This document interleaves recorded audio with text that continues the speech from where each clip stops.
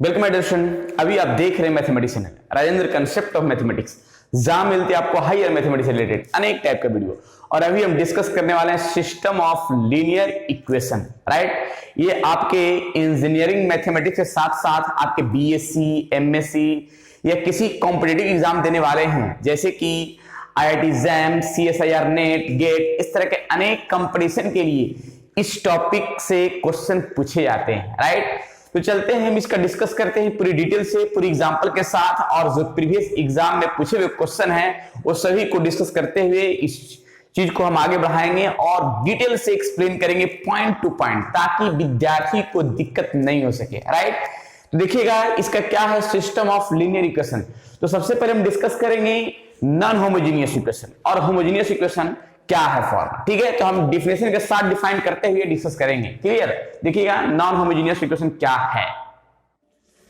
चलिए सबसे पहले क्या है कि नॉन होमोजेनियस सिस्टम क्या है, अर्थात लीनियर इक्वेशन में होमोजेनियस और नॉन होमोजेनियस का सिस्टम सबसे पहले पहचानना होगा कि होमोजेनियस और नॉन होमोजेनियस का फॉर्म क्या होता है। सबसे पहले इस फॉर्म के लिए नॉन होमोजेनियस का टर्म हम चलेंगे, उसके बाद जब खत्म होगा तो फिर होमोजेनियस का टर्म चलेंगे, राइट। चलिए देखते हैं। तो लिखा है क्या कि ax equal to B is called non homogeneous equation. अब ax equal to B is called non homogeneous equation, वो किस फॉर्म का है इसके बारे में बताते हैं। देखिए जैसे अगर एग्जाम्पल कहें तो हम इस तरह से एग्जाम्पल को हम सेट कर सकते हैं। कैसे? जैसे अगर मान लिया रहा 2x plus 5y equal to 7, right. और यहां पे है 8x minus 3y equal to minus 5, right. देखिएगा अगर इक्वेशन में एक चीज ध्यान रखिएगा, इक्वेशन में इक्वल टू अगर 0 रहता है, इक्वेशन जो दिया गया है लीनियर इक्वेशन, इस इक्वेशन में इक्वल टू अगर 0 रहेगा तो समझ जाइए कि वो होमोजेनियस इक्वेशन का फॉर्म है। लेकिन अगर इक्वल टू 0 नहीं है, अगर कोई नंबर है 0 छोड़ करके, तब समझिए कि नॉन होमोजेनियस इक्वेशन का फॉर्म है, राइट। ये होमोजेनियस इक्वेशन और नॉन होमोजेनियस इक्वेशन का फॉर्म। अगर इक्वल टू 0 है तो होमोजेनियस, अगर इक्वल टू 0 नहीं है, ठीक है, कोई नंबर आ गया 0 के अलावा, तो नॉन होमोजेनियस इक्वेशन कहलाएगा। क्लियर? ये पहचानने का तरीका है। अब ax इक्वल टू बी का फॉर्म कैसे दिखाएगा भाई, जरा देखिएगा।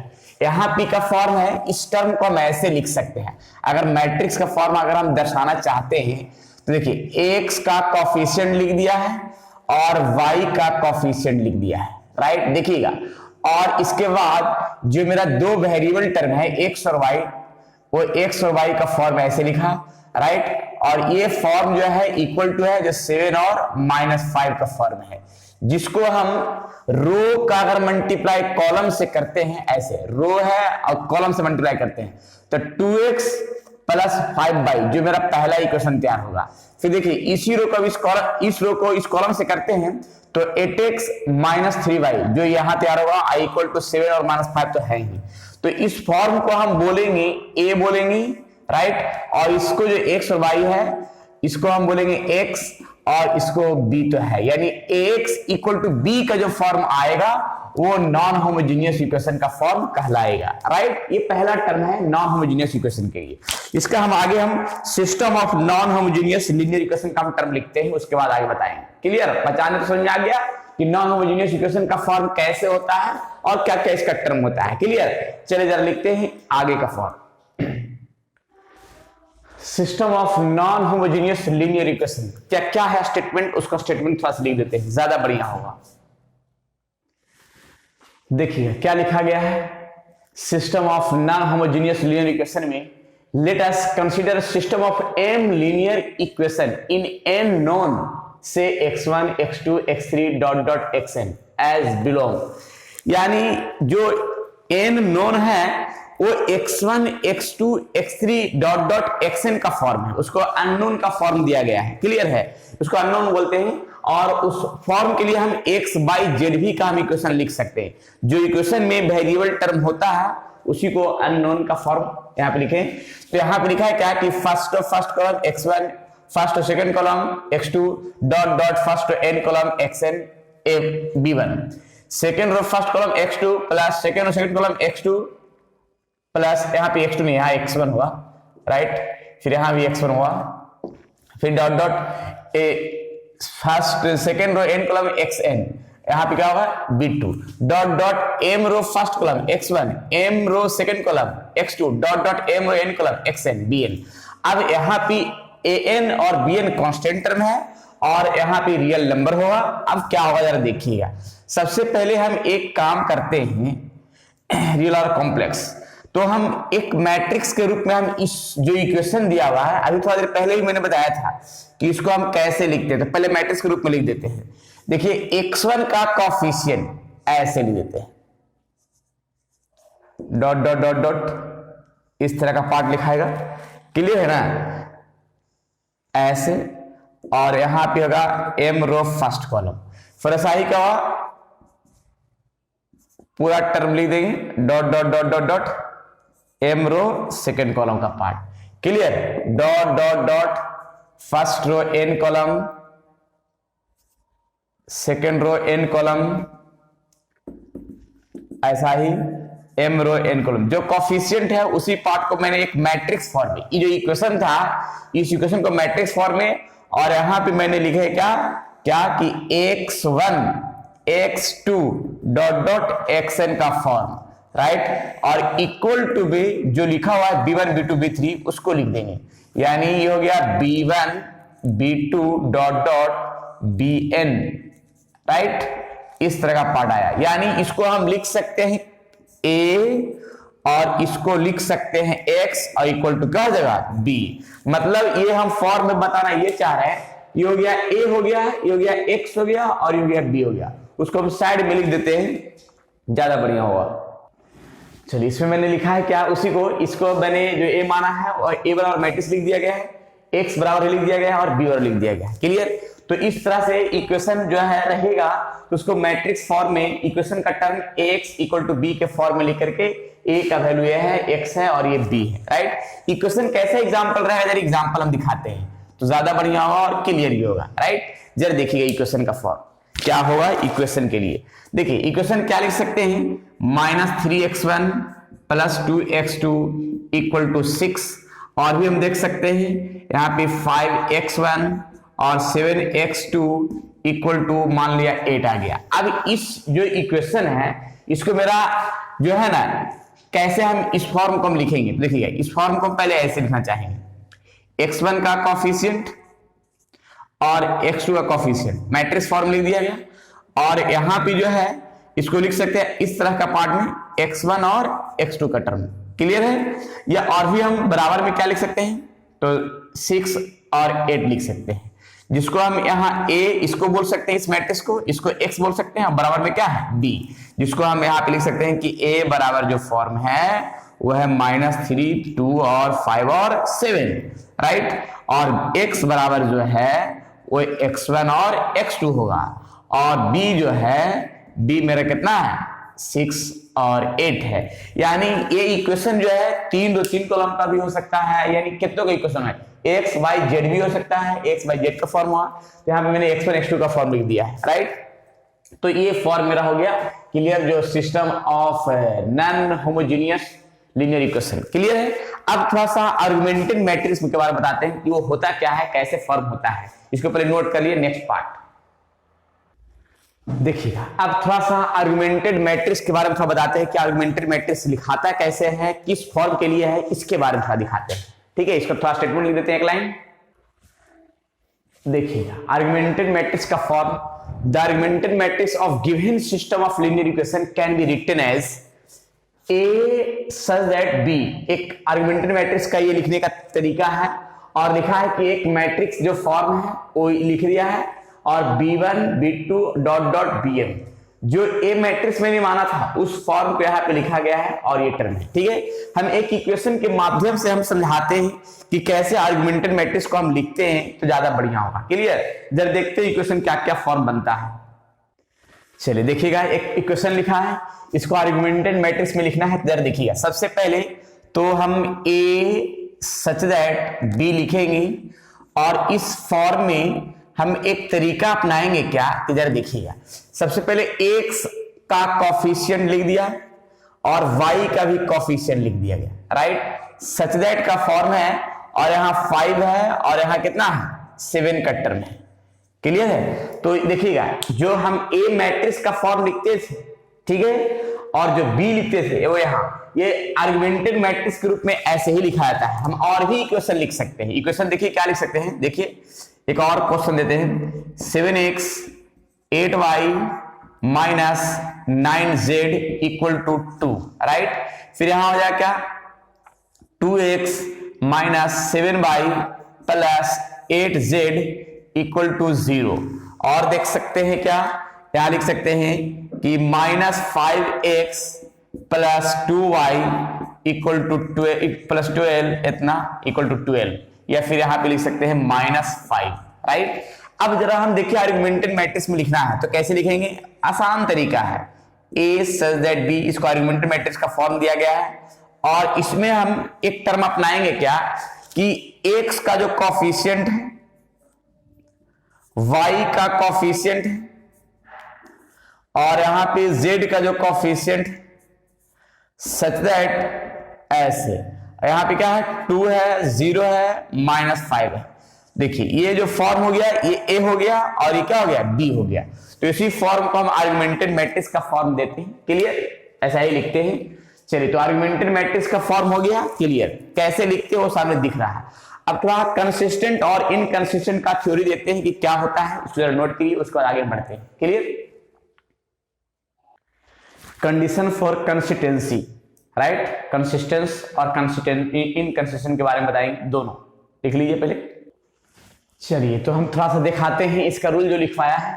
The system of equation x equal to b is consistent if and only if the coefficient matrix a and augmented matrix a such that b, augmented matrix में बताया था, are same rank, यानी a matrix का augmented matrix का दोनों का rank अगर same है तब का कहानी क्या है, जरा देखिए केस फर्स्ट में, ठीक है। कंसिस्टेंट के लिए दोनों का रैंक क्या होना चाहिए, सेम होना ही चाहिए, तभी वो कंसिस्टेंट होगा।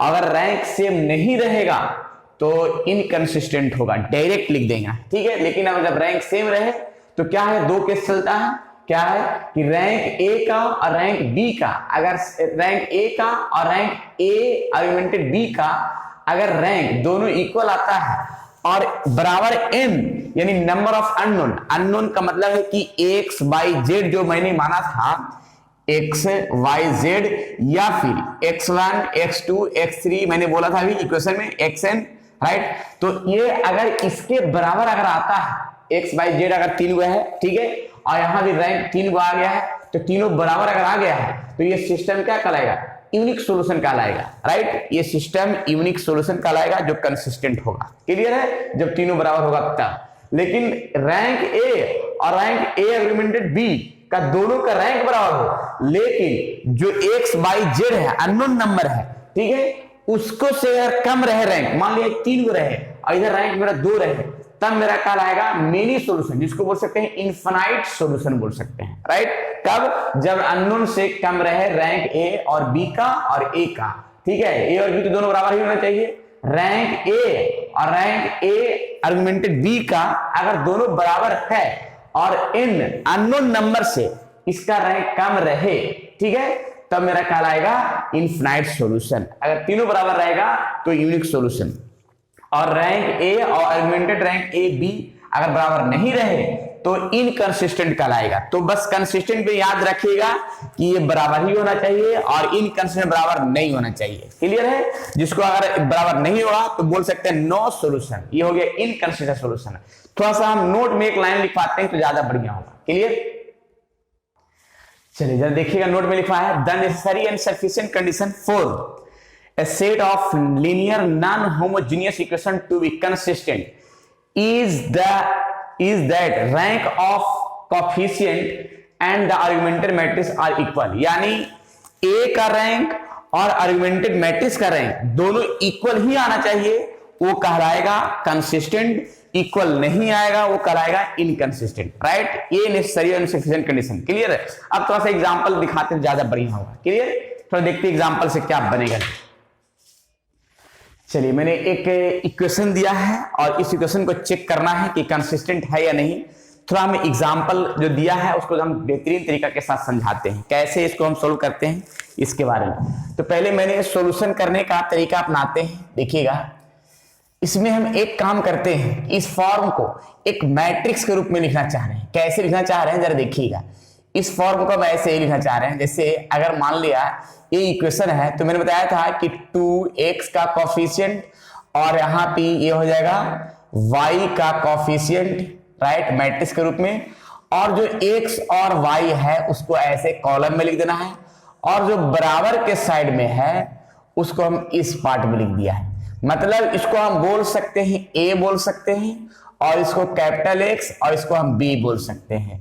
जहां हम अगर हम बात करें तो ऐसे वेयर a इक्वल्स टू क्या 2 1 3 -1, और कैपिटल X बराबर X और Y, और B बराबर हो जाए कितना 3 और 1। अब इसको आर्गुमेंटेड मैट्रिक्स में कैसे लिखेंगे जरा इसके बारे में थोड़ा सा हम क्लियर कर देते हैं। देखिएगा, आर्गुमेंटेड मैट्रिक्स का फॉर्म, आर्गुमेंटेड मैट्रिक्स, और आर्गुमेंटेड मैट्रिक्स का फॉर्म देखिए क्या है कि A सच दैट B का फॉर्म, आर्गुमेंटेड मैट्रिक्स, जिसमें से क्या है कि A मेरा सामने दिख रहा है, 2 है, 3 है, 1 है और -1 है, और B जिसको हम ऐसे करके लिख लेंगे, B मेरा कितना है 3 है और 1 है। अब ये जो है आर्गुमेंटेड मैट्रिक्स जो सामने दिख रहा है वो परफेक्ट दिख रहा है। अब इसका हमको कैसे रैंक निकालना है, जरा रैंक निकालने का हम प्रक्रिया अपनाते हैं। ठीक है, देखिए कैसे निकालते हैं रैंक के लिए स्टेप बाय स्टेप। ठीक है, तो देखिए सबसे पहले हम एक काम करते हैं, रैंक का हम प्रक्रिया जब स्टार्ट करते हैं तो अगर हम 2 से मल्टीप्लाई करते हैं R2 में, ठीक है, और R1 को डायरेक्ट सब्ट्रैक्ट करते हैं तो क्या आता है जरा देखते हैं। ठीक है, augmented A such that B का फॉर्म है, और यहाँ पे 2 3 सच दैट यहाँ पे 3 है। अब यहाँ पे क्या है कि 2 से मल्टीप्लाई, यहाँ पे अगर 2 से मल्टीप्लाई करते हैं R2 में, इसको लग रहा है तो 0 आ जाएगा। रैंक निकालने का बहुत सा तरीका बताया है मैंने। जो विद्यार्थी अगर रैंक नहीं पढ़े हैं, रैंक के लिए बहुत सारा वीडियो बनाए हैं और बहुत तरीके के बनाए हैं, बहुत सारा क्वेश्चन भी क्लियर करके, ठीक है, जो एग्जाम में पूछे हुए क्वेश्चन है। तो जरा देखिएगा, फिर यहां भी 2 से मल्टीप्लाई करेंगे -2, ठीक है, और घटाएंगे 3 को तो -2 यानी -5 आएगा, राइट। वैसा ही 2 से मल्टीप्लाई किया और घटाएंगे तो यहाँ पे -1 आएगा। ठीक है, अब ये तो मैंने एक लाइन लिखा है जो सामने दिख रहा है। अब देख रहे हैं क्या क्या, अब तो और कुछ होने लायक नहीं है, तो इसमें हम एक काम कर सकते हैं कि अब इसका रैंक देखिएगा, इसका रैंक क्या होगा, तो इसका रैंक अगर रैंक पूछे तो इसका रैंक मेरा 2 हो जाएगा। क्लियर है। अगर हम इस पूरा का रैंक पूछे, अगर इस पूरा का रैंक पूछे तो A such that B, augmented B का रैंक, तो ये भी रैंक क्या होता है कि नॉन जीरो रो ही रैंक कहलाता है। तो देखिए, तो इसमें टोटल मेरा जो नॉन जीरो रो, यानी ये भी नॉन जीरो है और ये भी नॉन जीरो है, तो यह 2 रो है तो रैंक 2 कहलाएगा। यानी A आर्गुमेंटेड B का रैंक मेरा 2 है और रैंक A भी है जो 2 ही है। अब दोनों इक्वल आया है, दोनों क्या गया है, इक्वल आया है। देखिएगा, अब दोनों इक्वल आया है, ये तो सामने दिख रहा है, लेकिन इसमें एक चीज और ध्यान रखना है कि मेरा जो अननोन नंबर है X और Y है, यानी 2 ही हुआ है, तो ये यहाँ पे अननोन नंबर मेरा 2 है। ठीक है, जिसको हम n के बारे में बोल सकते हैं, जिसको नंबर ऑफ अननोन, ठीक है, तो मेरा ये भी 2 है। अब तीनों जो है बराबर आया है, जब तीनों बराबर आ गया है तो ये कहलाएगा यूनिक सॉल्यूशन कहलाएगा। इसको क्या बोलेंगे, यूनिक सॉल्यूशन जो कंसिस्टेंट होगा, राइट। तो एक लास्ट में एक लाइन लिख सकते हैं, यूनिक सॉल्यूशन तो होगा और साथ साथ कंसिस्टेंट भी होगा, राइट। तो ये देखिए, ये कंसिस्टेंट भी हो गया और यूनिक सॉल्यूशन भी हो गया जो सामने दिखा। एक क्वेश्चन और दिखाते हैं, ज्यादा बढ़िया होगा, और बहुत सारा क्वेश्चन हम प्रैक्टिस करवाने वाले हैं। नेक्स्ट क्वेश्चन, चलिए मैंने सेकंड क्वेश्चन जो दिया है, देखिए लिखा हुआ so that the following equation are inconsistent. Equation सामने दिया गया है, इस इक्वेशन को सॉल्यूशन कैसे करेंगे इसके बारे में थोड़ा देखते हैं। देखिए, सबसे पहले तो मैंने बताया था कि इस मैट्रिक्स को गिवन इक्वेशन, अब इस मैट्रिक्स को हम पहले मैट्रिक्स फॉर्म में, हम इस इक्वेशन को मैट्रिक्स फॉर्म में लिखेंगे। कैसे लिखेंगे जरा देखिएगा, x का कोफिशिएंट, y का कोफिशिएंट, z का कोफिशिएंट, ठीक है, और यहां पे है जो लिखाएगा x वाई जेड और बराबर के साइड में लिखा जाएगा ये वाला -3 -2 एंड 7, जिसको हम बोल सकते हैं ए और इसको x और बराबर में b हो गया, right. Where a equals to 1 3 2 1 1 4 1 -2 and 7, right. Capital X बराबर x y z का फॉर्म है और बराबर के जो b है वो उसको b बोलेगी जो सामने दिख रहा है। अब इसका हम कैसे हम आर्गुमेंटेड मैट्रिक्स के द्वारा हम सेट करके बनाते हैं जरा देखिएगा। लेट ऐसे let x a such that v the argumented matrix, augmented matrix. देखिए पूरा रूल के साथ लिखना है, ज्यादा बढ़िया होगा। अब इसके बाद जरा देखिएगा कैसे इसका फॉर्म बनाते हैं और इसका हम रैंक निकालते हैं। तो पहले ए मेरा देखिएगा 1 1 1 3 1 -2 2 4 7 सच दैट यहाँ पे बी का फॉर्म सेट कर देंगे तो -3 -2 एंड 7। अब यहाँ पे देखिएगा प्रयास करना है क्या कि इस फॉर्म को नीचे से 0 का टर्म हम बढ़ाते जाना है। अब कभी कभी होता है कि इसको 1 लाना होता है, इसको 0 लाना होता है। देखिए यहाँ पे कुछ भी आए कोई दिक्कत नहीं, लेकिन प्रयास करना है 1 लाना है। अगर 1 नहीं भी आए इधर 0 आए तो हम सोल्यूशन कर सकते हैं, ठीक है, वैसा कोई प्रॉब्लम नहीं है और सोल्यूशन होता भी है। क्लियर है? चलो देखते हैं आगे का फॉर्म कैसे अपनाते हैं। तो हम एक काम करते हैं, इसको हम 0 लाने की कोशिश करते हैं तो 3 से मल्टीप्लाई कर घटा देंगे R2 में, R1 में 3 से मल्टीप्लाई करें घटाएंगे, वैसा ही R3 का भी काम वैसा ही करेंगे घटाएंगे, लेकिन 2 से मल्टीप्लाई करें घटाएंगे। कैसे जरा देखिएगा प्रक्रिया R1 में। अब यहां पे फॉर्म अपनाते हैं ए आर्गुमेंटेड बी का form such that first row as it is, right, and 3 से मल्टीप्लाई किया 0 आ जाएगा, 3 से मल्टीप्लाई किया घटाएंगे तो -2 आ जाएगा, 3 से मल्टीप्लाई घटाएंगे तो -5 आएगा, राइट। फिर 3 से मल्टीप्लाई -9 आएगा और घटाएंगे तो 2 + 9 या -2 + 9 7 आ जाएगा। फिर 2 से मल्टीप्लाई कर घटाएंगे 0 आ जाएगा, 2 से मल्टीप्लाई घटाएंगे 2 आ जाएगा, 2 से मल्टीप्लाई करेंगे और घटाएंगे तो 5 आ जाएगा, राइट। 2 से मल्टीप्लाई करेंगे -6 आ जाएगा और घटाएंगे तो 7 - +6 यानी आ जाएगा 13 आ जाएगा। देखिए कहीं माइनस प्लस में गलती तो नहीं ना हो गया, देख लीजिएगा, कमेंट में बोलिएगा जरूर। चलिए आगे का स्टेप हम बढ़ाते हैं, क्या काम करना है जो देखिए सबसे पहले हम एक काम करते हैं कि इसको 0 लाने की कोशिश करते हैं नीचे से, तो हम ये सेकेंड रो को ऐड कर देते हैं थर्ड रो में। तो थर्ड रो में ले आके ऐड करते हैं R3 + R2 का पार्ट। तो यहाँ पे A सच दैट B, अब यहाँ पे first row as it is and second row भी एज इट इज, और थर्ड रो का जो पार्ट है इसको लेकर ऐड करेंगे 0 आ जाएगा, ये भी ऐड करेंगे 0 आ जाएगा, ये भी ऐड करेंगे 0 आ जाएगा और ये ऐड करेंगे 20 आ जाएगा।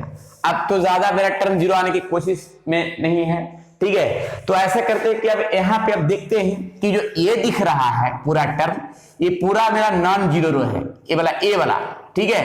तो ये नॉन जीरो है, तो ये जो ए है इसका रैंक क्या कहलाएगा, 2 गो नॉन जीरो रो यही है, एगो तो पूरा 0 हो गया और 2 नॉन जीरो है, तो रैंक ए कहलाएगा मेरा कितना, ये 2 कहलाएगा, 2 गो नॉन जीरो रो है और ये तो पूरा 0 हो गया।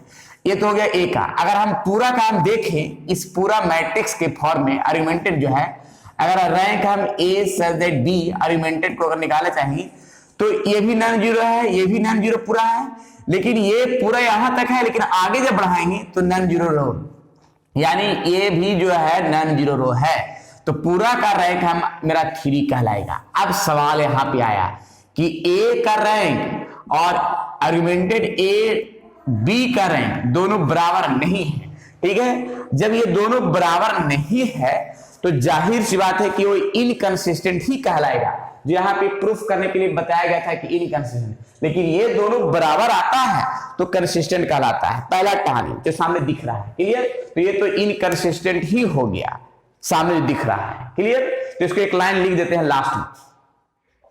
चलिए मैंने लिखा क्या, hence the given equation are inconsistent and has no solution. Inconsistent होगा तो सॉल्यूशन नहीं होगा, राइट। चलिए, तो ये हो गया क्वेश्चन। एक क्वेश्चन हम एच डब्ल्यू के रूप में देते हैं, और ऐसा ऐसा क्वेश्चन अभी बहुत सारा हम प्रैक्टिस करवाने वाले हैं नेक्स्ट वीडियो में भी, राइट। पहले वो एक क्वेश्चन एच डब्ल्यू के रूप में। चलिए, मैंने एक क्वेश्चन दिया है एच डब्ल्यू के रूप में जो सामने दिख रहा है, ये क्वेश्चन बनाना है, और नहीं बनेगा तो कमेंट बॉक्स में बताना है, ताकि नेक्स्ट वीडियो इस क्वेश्चन से हम स्टार्ट करें, राइट। तो आज इतना ही, और भी क्वेश्चन को डिस्कस करने के लिए कमेंट में जरूर बोलिएगा, ताकि हम इस पर बहुत सारा क्वेश्चन बताएं। और अगर ये जितने भी कॉन्सेप्ट बताया गया अगर समझ में आ रहा है तो विद्यार्थी और दोस्तों में जरूर शेयर कीजिएगा, ताकि उनका भी संपूर्ण पढ़ाई हो सके पूरी सिलेबस का, राइट। चलिए ठीक है, आज इतना ही, फिर विशेष जानकारी नेक्स्ट वीडियो में। जब तक के लिए आप लोग खुश रहिए, स्वस्थ रहिए और मस्त रहिए। पढ़ते रहिए linear equation, system of linear equation, non homogeneous और होमोजेनियस का फॉर्म प्रैक्टिस के साथ प्रीवियस ईयर एग्जाम क्वेश्चन को करते हुए। क्लियर है? चलिए ठीक है।